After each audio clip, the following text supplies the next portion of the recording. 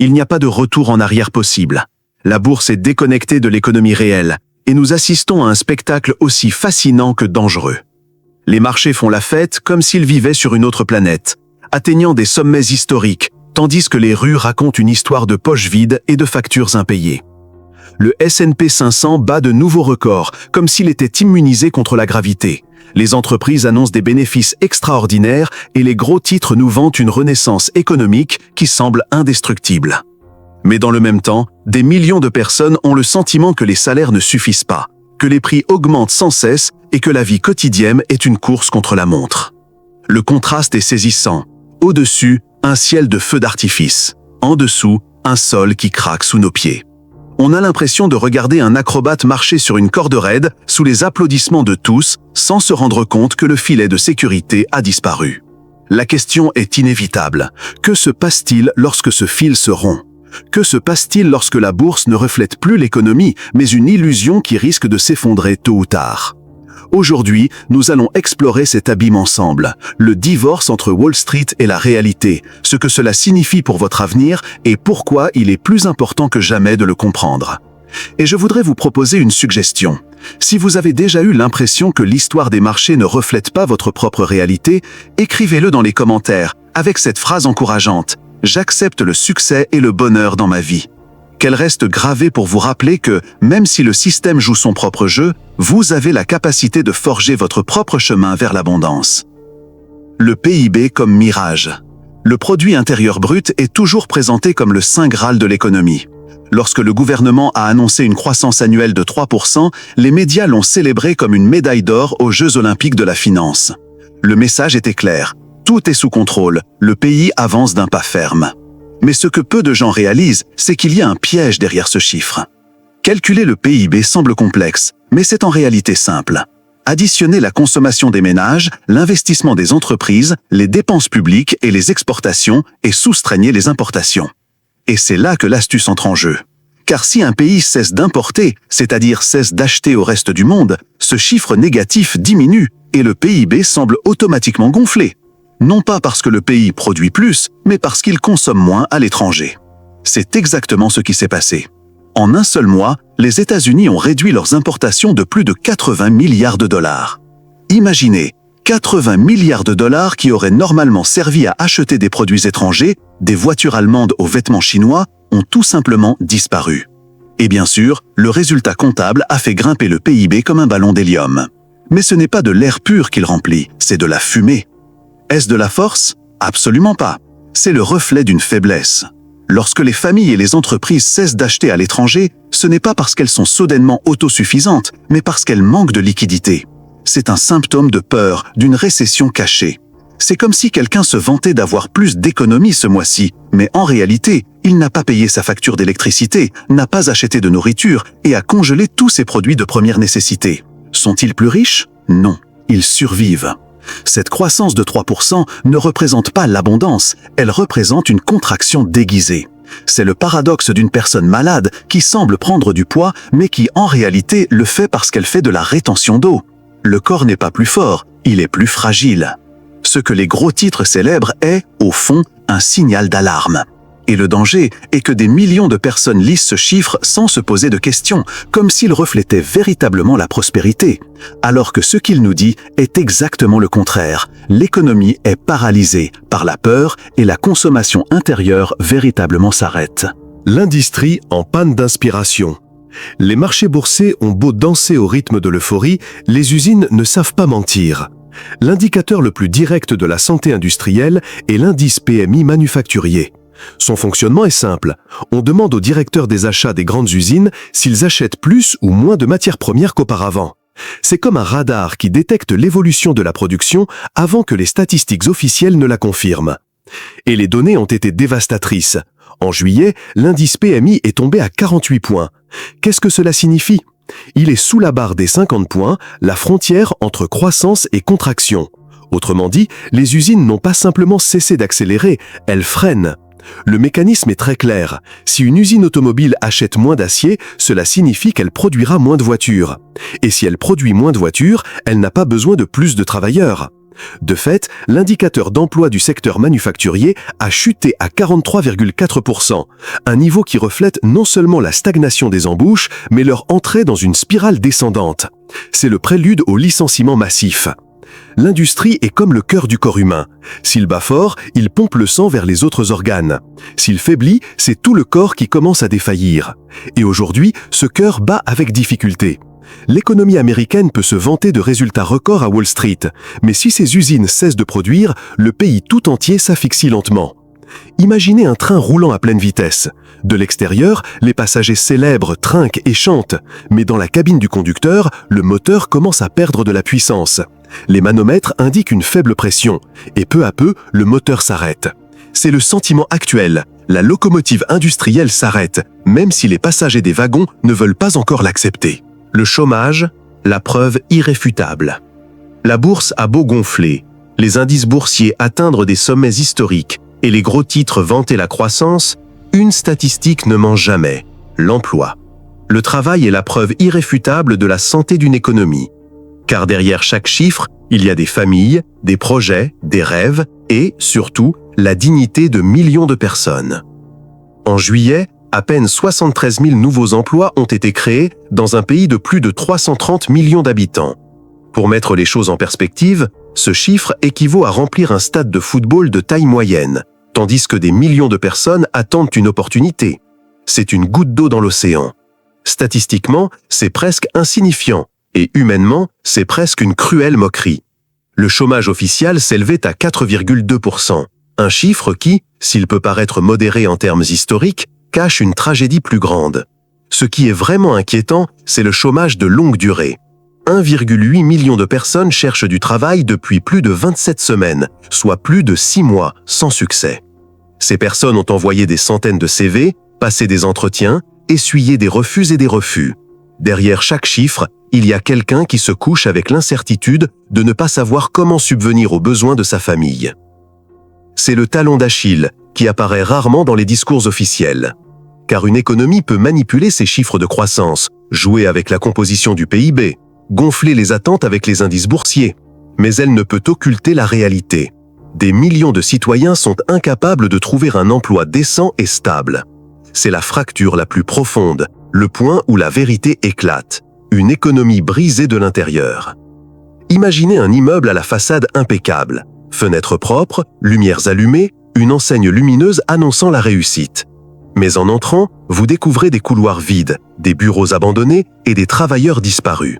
Voilà l'économie lorsqu'elle se mesure uniquement à l'aune de la bourse et oublie l'emploi. La forme peut être impressionnante, mais le fond est creux. L'emploi n'est pas un simple chiffre sur une feuille de calcul Excel, c'est le pont qui relie les efforts des individus à l'espoir d'un avenir meilleur. Et lorsque ce pont se brise, peu importe ce que disent les marchés, ce qui existe réellement, c'est une société qui commence à se fracturer de l'intérieur. Le consommateur noyé. Si l'emploi est le fondement de l'économie, la consommation en est le moteur. Aux États-Unis, près de 70% du PIB dépend directement des dépenses des ménages. Sans consommation, pas de croissance. Et sans croissance, la croissance cesse. Aujourd'hui, ce moteur est grippé. La confiance des consommateurs, indicateur mesurant la façon dont les citoyens perçoivent leur présent et leur avenir économique, est tombée à 60,7 points, l'un des niveaux les plus bas depuis des décennies. Pour comprendre, lorsque cet indice est supérieur à 100, il reflète l'optimisme et la propension à dépenser. Lorsqu'il frôle les 60, cela signifie que la majorité vit dans la peur, l'incertitude et que chaque achat est scruté à la loupe. Les chiffres le reflètent déjà.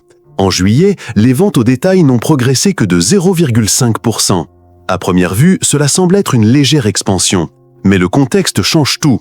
Avec une inflation cumulée d'environ 3,2% par an, cette croissance ne signifie pas que les gens achètent plus, mais plutôt qu'ils payent plus pour moins de produits. C'est comme si le même billet de $100 qui remplissait autrefois un caddie pouvait à peine le remplir aujourd'hui.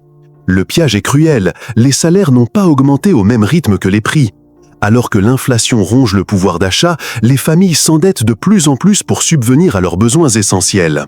Aux États-Unis, les cartes de crédit accumulent déjà plus de 1200 milliards de dollars de dettes, avec des taux d'intérêt dépassant 20% par an, faisant du consommateur moyen l'otage de ses dépenses passées.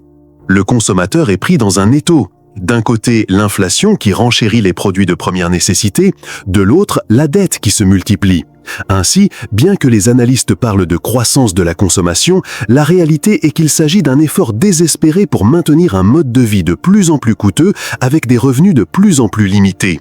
Une économie qui dépend de la consommation pour survivre ne peut se maintenir si ses consommateurs se noient. C'est comme une voiture qui essaie de parcourir des kilomètres avec un réservoir vide.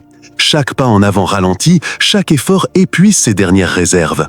Et lorsque le moteur s'arrête, aucune statistique ne peut le cacher. Le marché immobilier s'effondre.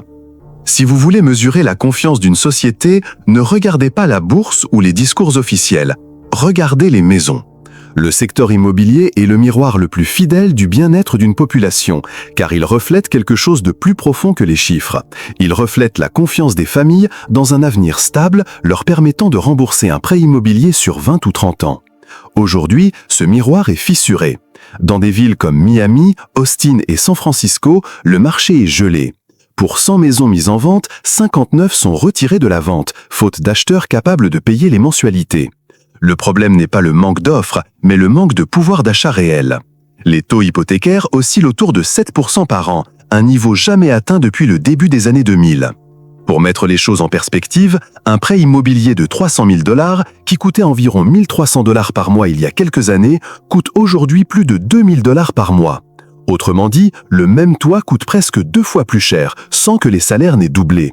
Le délai moyen de vente d'une maison est aujourd'hui de 88 jours. Dans un marché sain, ce délai dépasse rarement 30 ou 40 jours. Cela signifie que les vendeurs attendent, baissent les prix, négocient et pourtant aucun acheteur ne se présente. Ce qui était autrefois le rêve américain est devenu un fardeau insurmontable pour des millions de familles. L'impact est double.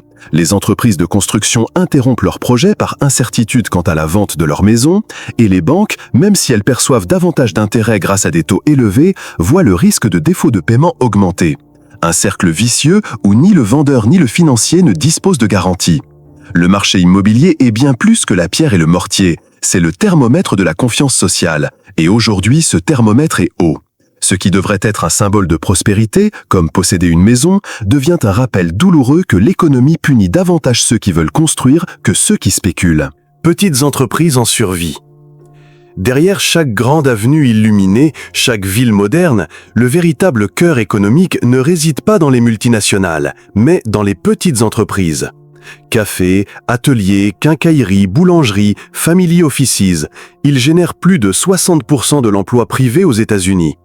Mais aujourd'hui, ce tissu productif est en mode survie. La demande est si faible que beaucoup ont cessé d'embaucher. Elles préfèrent survivre avec un personnel minimal en tirant le meilleur parti possible plutôt que de risquer leur croissance dans un environnement où les consommateurs dépensent moins et où le crédit est de plus en plus cher. Les prêts commerciaux en sont un parfait exemple. Le taux moyen d'une petite entreprise dépasse 10% par an. Cela signifie que pour financer un projet de seulement 100 000 $, l'entrepreneur devrait payer plus de 10 000 $ d'intérêt par an, sans aucune garantie que ses ventes seront à la hauteur de cet effort. Le résultat est évident, moins d'investissement, moins de croissance et, dans de nombreux cas, des fermetures silencieuses. Ce phénomène est le signe le plus clair de ce que certains économistes appellent une récession silencieuse. Il ne s'agit pas d'un effondrement brutal, ni d'une crise qui apparaît du jour au lendemain, mais d'une panne progressive. Une entreprise n'embauche pas, une autre ferme discrètement, une autre réduit ses horaires. Comme de petites lumières qui s'éteignent dans une ville jusqu'à ce que la morosité devienne évidente. Lorsque les entrepreneurs cessent de prendre des risques, ce n'est pas par manque d'ambition, mais parce que l'horizon s'assombrit. Et c'est peut-être là l'avertissement le plus inquiétant. Si ceux qui soutiennent les fondements de l'économie cessent de croire en l'avenir, c'est tout l'édifice qui perd ses fondations. Face à cette réalité, il est donc important d'ancrer une autre vérité dans nos esprits. Laissez vos réflexions dans les commentaires avec cette affirmation. Je suis prospère et j'attire la richesse. Écrivez-la pour rappeler que la véritable prospérité se construit de la base vers le haut, auprès des gens ordinaires et non du sommet d'une pyramide toujours plus fragile qu'il n'y paraît. Lorsque les entrepreneurs cessent de prendre des risques, ce n'est pas par manque d'ambition, mais parce que l'horizon s'assombrit. Et c'est peut-être là l'avertissement le plus inquiétant. Si ceux qui soutiennent les fondements de l'économie cessent de croire en l'avenir, c'est tout l'édifice qui perd ses fondations. Face à cette réalité, il est donc important d'ancrer une autre vérité dans nos esprits. Laissez vos réflexions dans les commentaires avec cette affirmation. Je suis prospère et j'attire la richesse. Écrivez-la pour rappeler que la véritable prospérité se construit de la base vers le haut, auprès des gens ordinaires et non du sommet d'une pyramide toujours plus fragile qu'il n'y paraît. Le poids de l'inflation et des taux d'intérêt. L'inflation est comme un fardeau invisible qui pèse sur tous les portefeuilles. Bien que les gros titres annoncent une inflation sous-jacente modérée à 3,1%, la réalité est que ce chiffre reste supérieur à l'objectif de 2% de la Réserve fédérale. Et tant que cet objectif ne sera pas atteint, la politique monétaire restera stricte, avec des taux d'intérêt élevés. Et qu'est-ce que cela signifie concrètement? Des prêts immobiliers inabordables. Un taux hypothécaire proche de 7% transforme le rêve d'acheter une maison en utopie. Des crédits inabordables. Des cartes de crédit avec des taux d'intérêt supérieurs à 20% par an aux prêts personnels qui freinent plus qu'ils ne facilitent.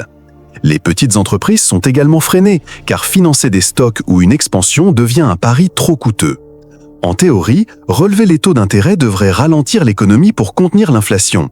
Mais en pratique, c'est comme éteindre un feu avec de l'essence. À chaque coup de frein, l'économie se fragilise et le résultat n'est pas tant de faire baisser les prix, mais plutôt d'affaiblir ceux qui ont le moins de marge de manœuvre. Les familles endettées, les petits entrepreneurs et les jeunes en quête d'un premier logement. Le paradoxe est cruel. Alors que les taux d'intérêt augmentent, les prix des produits de première nécessité ne baissent pas au même rythme. L'alimentation continue de coûter plus cher, le plein d'essence continue de gréver les salaires et la vie quotidienne reste pénible. C'est comme si l'économie dans son ensemble était pénalisée, mais les bénéfices de cette correction n'atteindront jamais les poches des citoyens ordinaires. Tel est le dilemme actuel. Comment équilibrer une inflation qui ne s'atténue pas complètement sans briser l'ossature de l'économie réelle? Car les statistiques montrent peut-être que les prix n'ont augmenté que de 3,1%. Mais quiconque va au supermarché sait que son chariot pèse moins même si la facture est plus élevée. La fragilité est là. Une société qui a le sentiment que chaque décision financière est un champ de mine. Et si les fondations tremblent, tout le bâtiment risque de s'effondrer. L'histoire rime toujours. Mark Twain disait que l'histoire ne se répète pas, mais qu'elle rime. Et aujourd'hui, ces rimes nous semblent familières. Le scénario actuel rappelle d'autres bulles, la bulle Internet de 2000, lorsque les promesses d'Internet semblaient infinies, et la bulle financière de 2008, lorsque le crédit facile et la spéculation immobilière se sont déguisés en prospérité éternelle. Dans les deux cas, le récit était le même. Euphorie, promesse d'une ère nouvelle, oubli des principes fondamentaux. Dans les deux cas, des millions de personnes croyaient que cette fois-ci serait différente. Et dans les deux cas, le dénouement fut identique, un choc brutal avec la réalité. Aujourd'hui, nous retrouvons des ingrédients très similaires sur la table. Un marché boursier qui ignore les signes de fragilité de l'économie réelle, des ménages endettés à des niveaux records, des entreprises davantage valorisées par les anticipations que par les fondamentaux, et des gouvernements qui parient que la confiance durera plus longtemps qu'elle ne peut. C'est une chorégraphie que nous connaissons déjà. La grande question est de savoir quand. Personne ne peut anticiper avec précision le moment de l'ajustement, car les bulles ont tendance à gonfler bien plus que la logique ne le permettrait. Mais l'inévitable est qu'elles éclatent tôt ou tard. Et lorsque cela se produit, ce qui semblait être une richesse s'évapore en quelques semaines. Par conséquent, plutôt que d'essayer de prédire l'avenir, la véritable stratégie consiste à agir avec constance. Une tactique éprouvée est la paiement échelonné du coût en dollars. Investir périodiquement, que le marché boursier soit en hausse ou en baisse. C'est comme remplir un pichet goutte à goutte, lentement, patiemment, mais inévitablement. Avec le temps, cette constance surmonte l'euphorie et même les crashs. C'est la différence entre ceux qui se laissent emporter par chaque cycle d'espoir et de peur et ceux qui parviennent à traverser les tempêtes avec sérénité. L'histoire rime toujours, mais chacun choisit d'être victime de sa répétition ou d'en tirer les leçons. Et ici, je vous invite à laisser votre empreinte. Écrivez cette phrase dans les commentaires. Rien ne m'arrête, tout me motive. Faites ceci pour vous rappeler que, si les cycles économiques sont inévitables, votre persévérance et votre vision à long terme sont les véritables outils de la prospérité. Ce que nous vivons aujourd'hui n'est pas la prospérité, mais un mirage soigneusement élaboré. La bourse brille peut-être comme un soleil artificiel, mais l'économie réelle, celle que nous vivons au quotidien, est marquée par de profondes fissures. Et pourtant, au milieu de cette obscurité, une leçon éternelle se dégage. La persévérance triomphe de l'incertitude. La discipline triomphe de la peur. Si ce message a résonné en vous, c'est que vous êtes prêt à voir au-delà des apparences. Abonnez-vous et rejoignez-moi dans ce voyage. L'avenir sera intense, et ensemble, nous pourrons le traverser avec clarté et détermination. Ce que nous vivons aujourd'hui n'est pas la prospérité, mais un mirage soigneusement élaboré. La bourse brille peut-être comme un soleil artificiel, mais l'économie réelle, celle que nous vivons au quotidien, est marquée par de profondes fissures. Et pourtant, au milieu de cette obscurité, une leçon éternelle se dégage. La persévérance triomphe de l'incertitude. La discipline triomphe de la peur. Si ce message a résonné en vous, c'est que vous êtes prêt à voir au-delà des apparences. Abonnez-vous et rejoignez-moi dans ce voyage. L'avenir sera intense, et ensemble, nous pourrons le traverser avec clarté et détermination.